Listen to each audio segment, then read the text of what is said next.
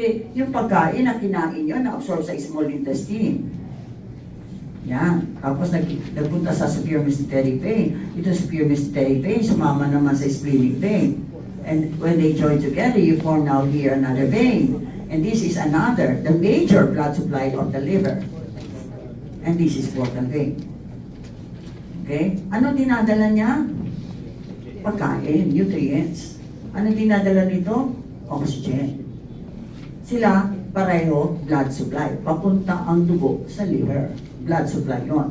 Pag nagamit na ng liver ang dugo, babalik yun dito sa inferior vena cava. Pupunta yun sa inferior vena cava. Paano siya babalik doon? You have here hepatic veins. Tatlo sila. Right, middle, and left. These are hepatic veins. So yung dugo, papalabas sa liver.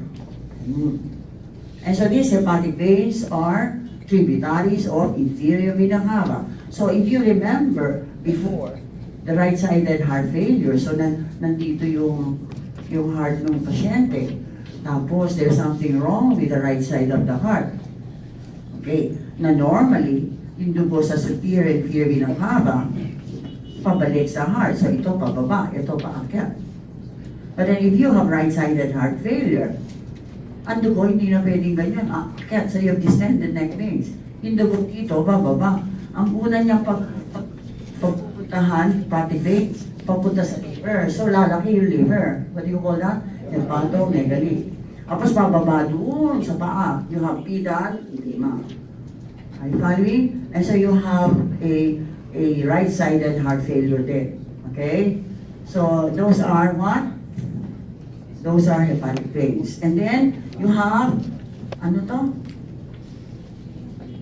Right suprarenal vein. And then, what's this? Right and left renal. The left suprarenal, saan papunta? Sa left renal. Okay? Eh ano naman itong dalawa na to? Ano to? Gonadal. Pag lalaki?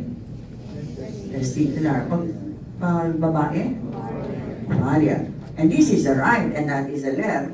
And this is accompanied by, what's this? Okay, so the right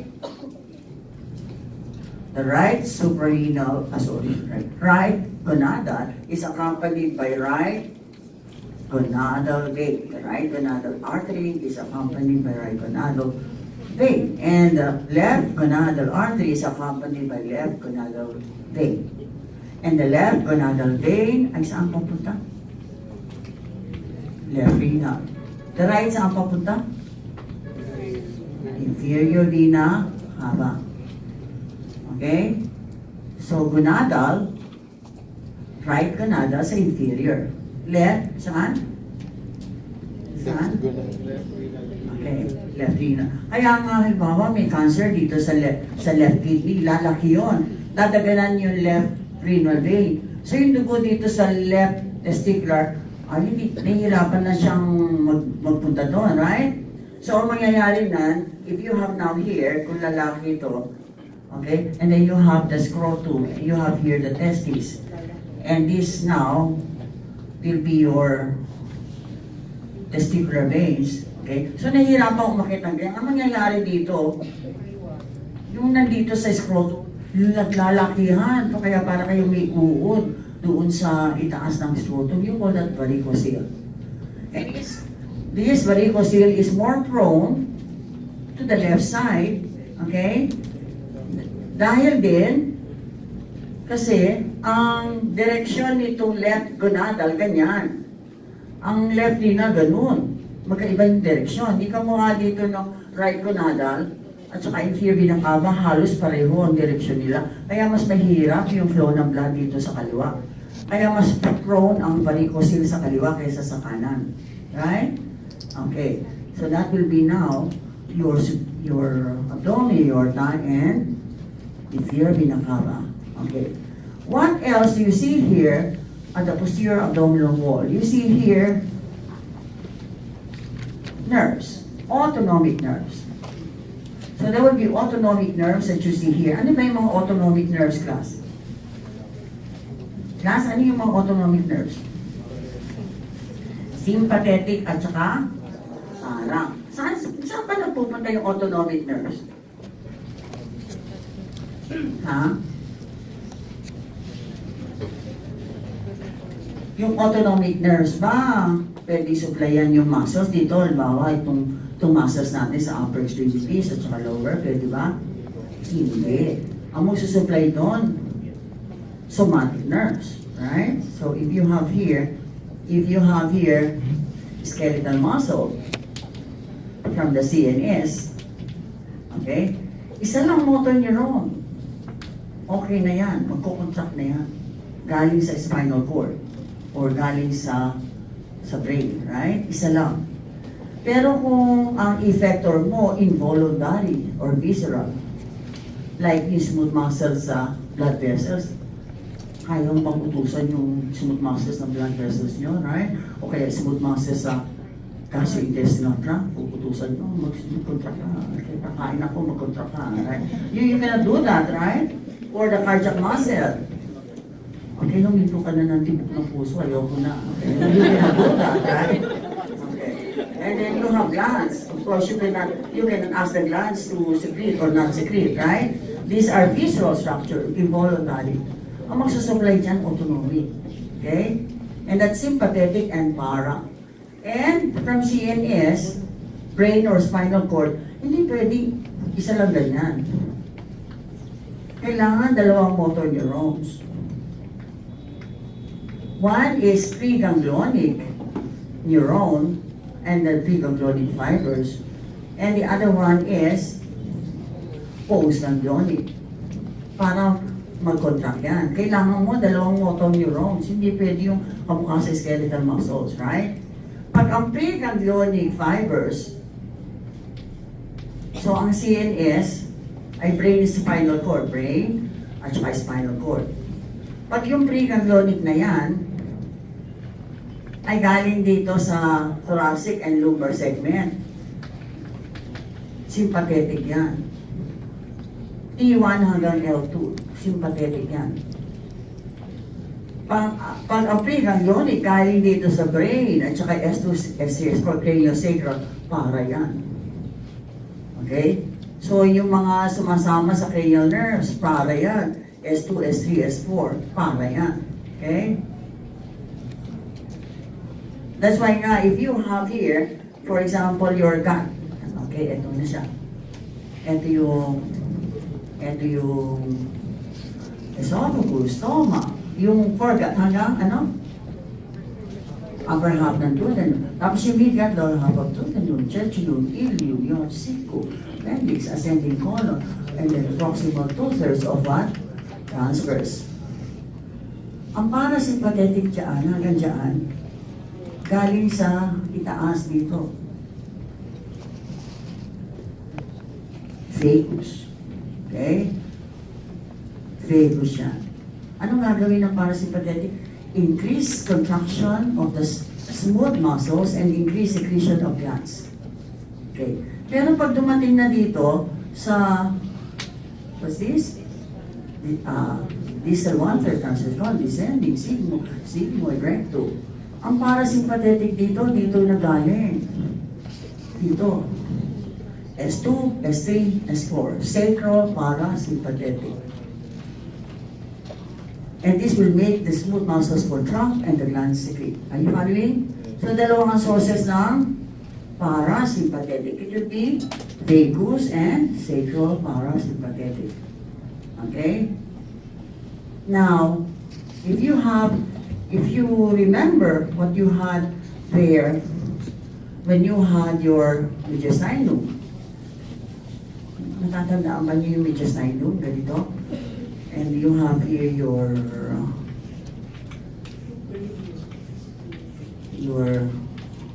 pericardium. Tapos meron dito kayong sympathetic trunk, di ba? Sympathetic ganglion, ganyan. Tapos may fibers na gano'n. Pangalan nun, from T5 to T9. Greater, tatandaan ba nyo? Greater splanchnic. T10, T11? Yes, sir. Okay, T12? Yes.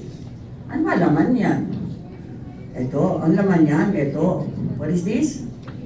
Preganglionic. Okay. Alam ba niyo kung saan pupunta yan? Sa abdomen. Okay? So, yan, papunta dito sa, see this one here? You have here abdomen aorta, and then you have here branches from abdomen aorta. You have here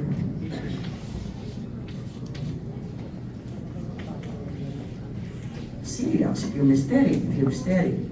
So yung mga splanchnic na yan, alam ba nyo kung saan siya magsisynapse? Dito sa postganglionic sympathetic. Okay? And the postganglionic sympathetic, dalawa ang klase. Yung iba nandito sa harapan ng aorta. Yung iba, kamukha nito, nasa lateral side ng aorta or lateral side ng vertebra. So you call this lateral vertebral, paravertebral sympathetic ganglia. And these are prevertebral sympathetic ganglia. So yun, preganglionic, ito siya. Nasa thoracic. Tapos, magsisinap siya dito, dito sa abdomen. Para yung axon siya, postganglionic. At sasama siya dito sa branches ng celiac, postganglionic. Para, halimbawa sa celiac, pupunta yun sa smooth muscles na stomach, di ba? Upper half ng duodenum. Okay? Pupunta yun doon sa muscular wall, sa smooth muscles ng wall niya. Ano mangyayari? Baliktad ng para. Decrease contraction and decrease secretion. Naintindihan mo yun? So dalawa. Yung nandito, yung pinag-aralan nyo dati, preganglionic yun. Pag nandito na, postganglionic, either nasa harapan ng aorta or nasa gilid. Okay, you have prevertebral at saka paravertebral sympathetic. Postganglionic sympathetic fibers. So pag tinignan nyo itong abdomen aorta, okay, you'll be seeing a lot of magulong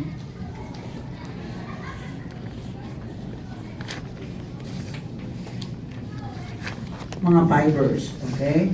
So here, okay, and then you have here, like that, okay? So there will be network of fibers here. And these are aortic plexuses. And these are made up of the following. It has sympathetic, it has parasympathetic, and not only that, it has visceral afferent, like pain coming from the organs. Okay? So, ano yung sympathetic niya?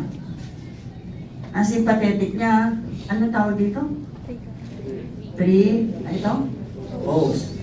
Yung pre, ano to? Yan, galing sa thoracic splanchnic. So, makikita nyo dito yan, nakaganon. So, mga gulo niyan, di ba? Tapos, ito naman yung post. Yung axons naman niya, postganglionic, sasama sa branches. So, pre at saka postganglionic sympathetic nakikita. Okay. Eh, yung parasympathetic naman, so ito, pre at saka postganglionic. Ito naman, pre lang. Like for example, what? Vagus. Eh, bakit ko lang post? Kasi unlike ng sympathetic, ang postganglionic niya, nakikita mo sa labas na ganyan. Diba? Prevertebral at saka lateral vertebral, nandito siya sa labas, ganyan. Ang postganglionic para nasa loob ng gut, nasa loob ng intestine. Diba tapos na kayo sa intestines?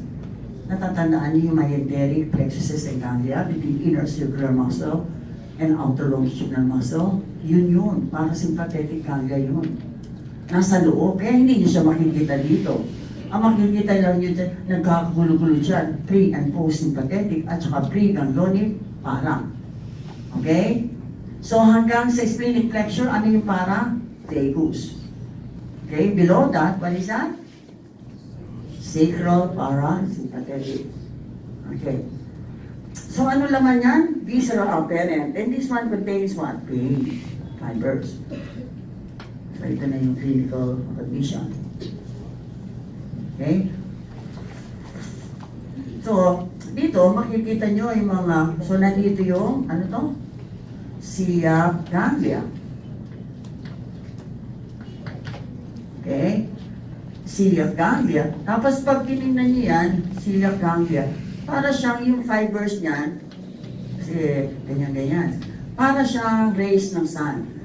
Okay? So yung celiac ganglia and the fibers, okay, which are celiac plexuses, they look like the sun, the rays of the sun. So ang tawag na solar plexuses, containing the ganglia, which is groupings of neurons, and the fibers.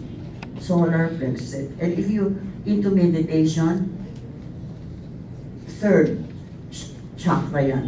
Okay? So, i-google na lang nyo. Okay? So you have here, what happens? This aortic plexuses here, this one contains visceral afferent, right? Pain. Halimbawa, mayroong terminal cancer. Gawin na natin pancreatic cancer kasi napakasakit nun, right? Okay. Paano nyo tutulungan yung pasyente? Okay? Okay? Naghihirap yung pasyente because of pain. Gusto nyo tulungan ka para medyo mabawasan man lang yung hirap na nararamdaman niya. Okay? So, ano pwede yung gawin? You can inject anesthesia there. Analgesic drug dito sa solar plexus, sa celiac ganglia. Kasi this one contains what? Visceral afferent. And visceral afferent, that contains pain fibers coming from the visceral organs that will be going there. Okay? That will be supplied by cilia. Okay? So, you have what you call celiac ganglion block. Binablock nyo ang celiac ganglion. And you find that in the solar plexus. So sometimes you call that solar plexus block. Okay? So you can alleviate the pain. Okay? That is being experienced by a terminally ill cancer patient. Okay? So that will be now the autonomics. And then what else, aside from the autonomics, do you see here? You see here lymphatics. Okay, so you listen, kasi sandali na lang ako, but then I would like you to listen, kasi this is not being explained in the books. Okay? So,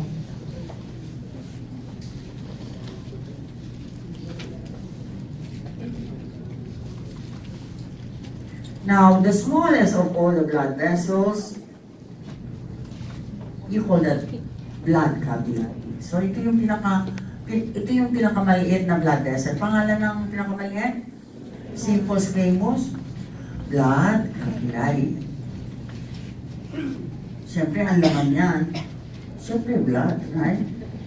Siyempre naman, alam mo naman, papalaman yan. Okay. And the fluid there is what?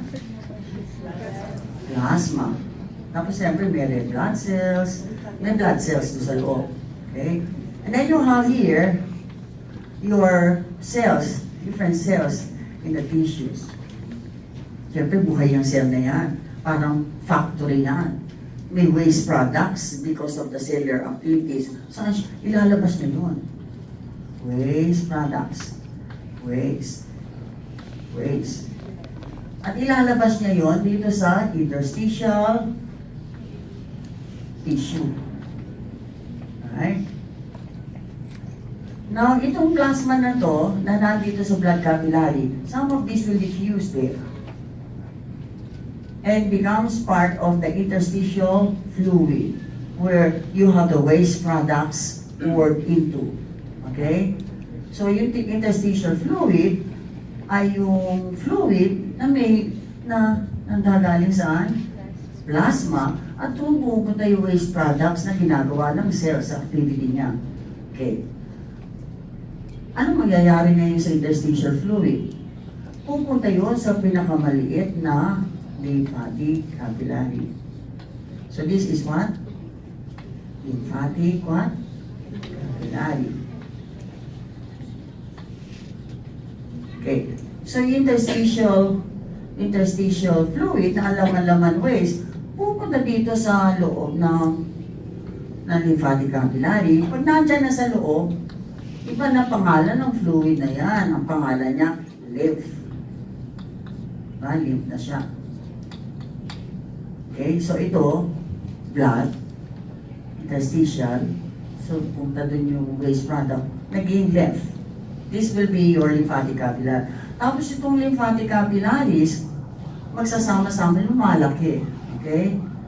And when this one gets big, okay, lymphatic vessels, they pass through lymph nodes. These are one or more what? Lymph nodes. And this is a lymphatic organ. Ang trabaho ng lymph node ay i-filter ang lymph. I-filter niya, kung may microbium man yan, o cancer cell, i-filter niya, itatry niya. Okay? And your lymphatic capillary, lumaki ng lumaki, naging lymphatic vessels. At itong along the lymphatic vessels, nandun na lymph node. Yung papunta dito sa lymph node, these are the afferent. Yung papalabas dito, you have here your efferent. Okay? You have your efferent. Sandali lang na.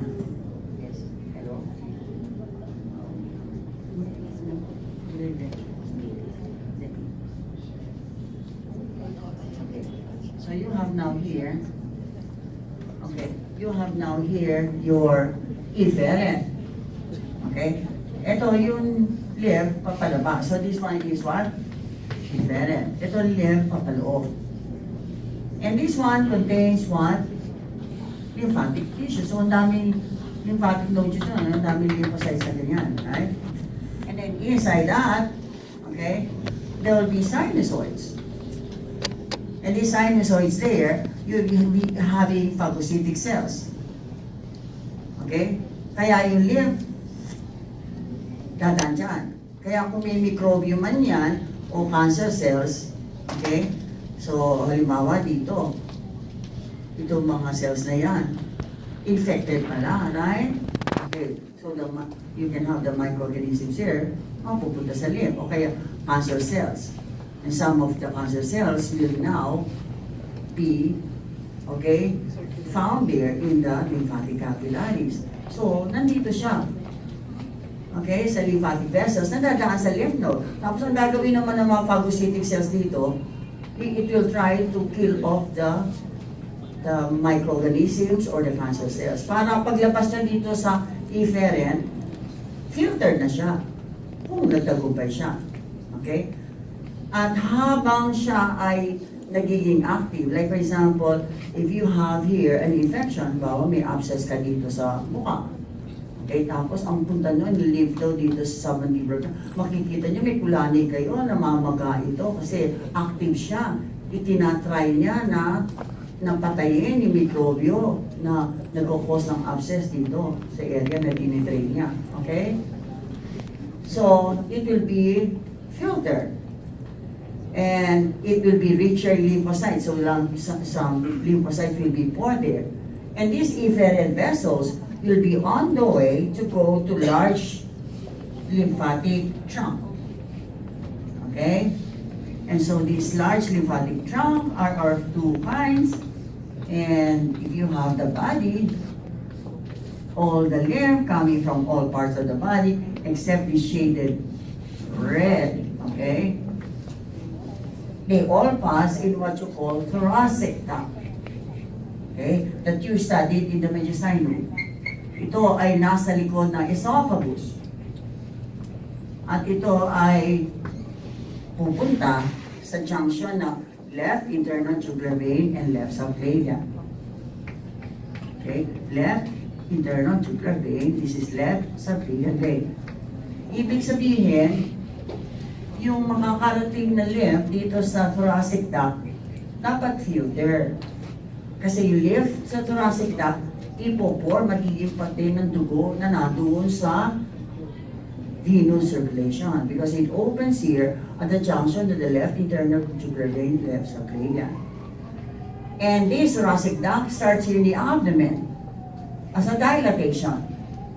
You call this one cisterna chyli. And the cisterna chyli is found to the left of your abdominal aorta at the level of L1, L2. Nandun ang cisterna chyli. Pag akyat niya, nagiging thoracic duct. Nasa likod siya ng esophagus. Okay? Dito naman sa kanan, walang thoracic duct. Ang meron dito ay right lymphatic duct. Okay? Dinidrain lahat yan. Lymph yan. Right lymphatic duct. And this one opens at the junction of the right internal jugular vein and right subclavian. Okay, following? Okay. So, mula dito sa lymphatic capillary, tapos lumaki ng lumaki, naging lymphatic vessels. Along the course of lymphatic vessels, may mga lymph nodes. So, yung lymph, dadaan sa lymph nodes. One or more lymph nodes bago pumunta sa thoracic duct o kaya right lymphatic duct. Tapos yung lymph naman doon, ipopor saan? Bloodstream. So, dapat filtered siya. Okay? Eh, paano nga kung may infection, mikrobyo, o kaya cancer, at nakarating dito sa lymphatic capillary, lymphatic vessels. Pagdating dito, may cancer cells pa rin, right? Okay? So, ang mangyayari niya, i-distribute niya sa buong katawan niya, yung cancer cells. So, you have metastases in so many remote areas there. Or if it's infection, anong mangyayari? You have infection of the blood. You have septicemia. And of course, that will be a serious condition, right? Okay. So, that is important. Now, there is a condition which you call elephantiasis. Okay. So, yung halimbawa ay you have here your, okay, halimbawa you have the normal size like that. Tapos ito, ang laki-laki. Okay, katagal niya, ang laki-laki nung okay. So, you'll be having here a swollen, okay, a swollen body part. The skin is thickened, okay, because of a condition affecting your lymphatic system, okay. For example, this one, elephantiasis, there is a parasitic worm na ang taga-transmit mosquito. Kapag kayo ikinagat at yung worm na yan, okay, ay nakarating dito sa thoracic duct at bumara dyan, anong mangyayari? Yung lahat ng lymph dito sa area na yan, okay, imbis na umakyat, babalik kung saan siya galing. Hanggang makarating siya dito sa lymphatic what? Capillary. Yung lymph, hindi na makapunta dito sa large. So, this will go to interstitial tissue. And so, namamaga yung pasyente. And you call that what? Lymph edema. And if it's there, if it's a thoracic duct, ano kaya ang mamamaga sa kanya? Yung lower extremities, pwede bang mamaga? Yes. Right and left. And upper. Yung upper, pag thoracic duct lang. Left.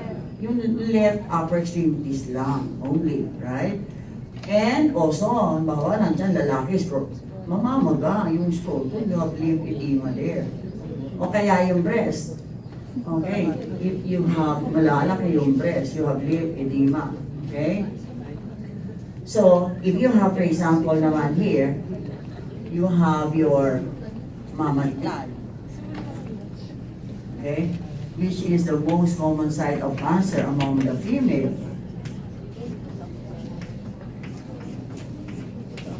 Okay. And you know that 70% of the lymph coming from the mammary gland, ang punta niyan, axillary lymph nodes. Okay? Specifically, that's until axillary lymph nodes. Diyan, most likely, pupunta ang cancer. Okay? If ever there is cancer in the mammary gland, most likely diyan. Okay? Kaya nga, kapag maliit pa lang, microscopic pa lang ang cancer, okay? Like me, I was diagnosed as breast cancer 1994, 25 years, okay? So what I'm trying to say is, it's not a death sentence. But the catch is, you have to detect it early. And only the patient will be the best person to detect it early. Kasi ikaw kumakapa ng breast mo, maliligo ka, right? And you know what is not there the month before. Okay, it's right after menstruation. And so here, dun sa right side ko, it's 2 centimeters. So malaki siya, right? And so ang ginawa, okay, tinanggal yung, dito sa left side ko, it's microscopic. Okay? It's microscopic. So ang ginawa lang, tinanggal lang yung left breast. Nagpa-reconstruct ako class, kaya meron din ako. Okay. So here, you have here your, it's microscopic. So ang ginawa niya, tinanggal lang yung breast. You call that simple mastectomy. Okay? Pero dun sa kanan, malaki siya, 2 cms. Okay? So ang ginawa, tinanggal yung mammary gland, pero kumuha din ng axillary lymph nodes. Ang axillary lymph nodes, mga 3 po yan, 4 na po. So, kukuha siya ng mga halimbawa, 15. Okay? Tapos titingnan kung nag-spread na ba yung cancer doon. Kasi ako, negative. Kaya maganda yung prognosis. Ibig sabihin, nandun lang sa mammary gland. Okay? Kasi pag nandun na, ibig sabihin, nag-metastasize na doon. Yun ang unang pupuntahan niya usually. That's why, my sister who just died last year, may mga axillary lymph nodes. Pero wala siyang mass sa breast. But then, in UP, since yung mga, and it was carcinoma, it's cancer. And most likely, yung mapupunta sa axilla galing sa breast, so she was treated as breast cancer. Eh, metastatic na yon, right? Okay, sabihin nag-spread, wala na sa breast. Okay. So, what you do is remove this, and then remove samples of axillary lymph nodes. If it's negative, the better the prognosis. Okay? Ang tawag doon, modified radical mastectomy. Pag tinanggal lang yung breast, it's simple mastectomy. Okay? Now, if you, for example, remove, sometimes what happens is, okay, if you remove your axillary lymph nodes, okay, pati yung lymph nodes na galing dito sa upper extremities, kuminsan natatanggal, right? Natatanggal din. May mga parte. So what will happen is, if you have lymph nodes there, and these are afferent, papunta dyan, efferent, so tinanggal mo yung lymph node, yung mga galing dito, yung mga afferent, wala na siyang pupuntahan. So ano mangyayari sa lymph na nandito? You'll be having namamaga itong upper extremities na yan. You have what? Lymph edema. Follow? Okay. And there's one thing also. If you have, for example, here, this one is the scrotum, and this one is the testis. Ay, Jesus Maria. And then you have here your abdomen aorta, formicula. Okay. And then you have here your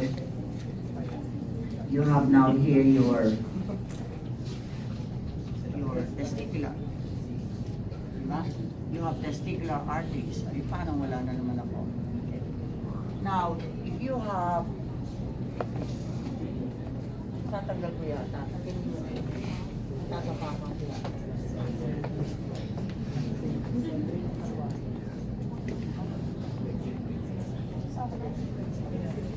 Okay.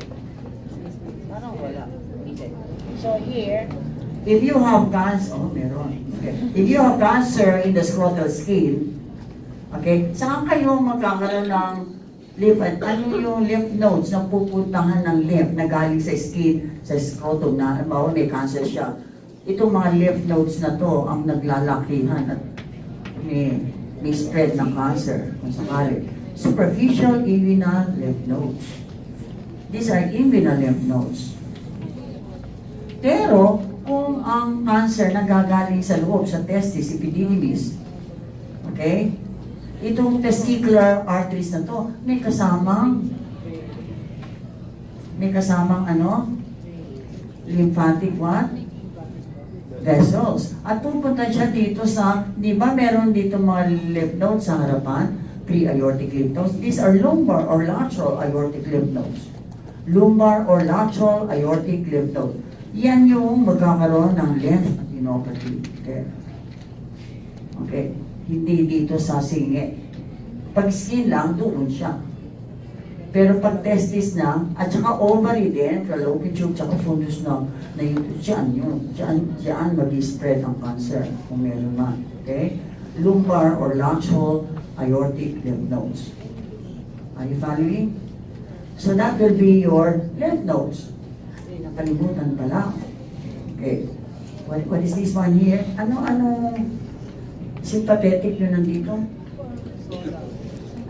Yung kamukha doon sa mediastinum, ano yun? These are para, vertebral, sympathetic. These are lumbar sympathetic ganglia.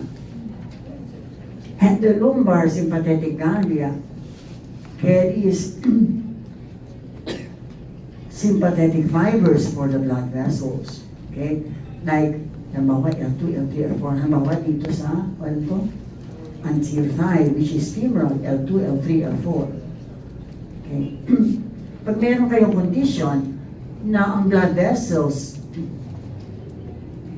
nagko-constrict o kaya may atherosclerosis, anong ginagawa para mas lumaki yung arteries dyan sa lower extremities? Tinatanggal ito. You do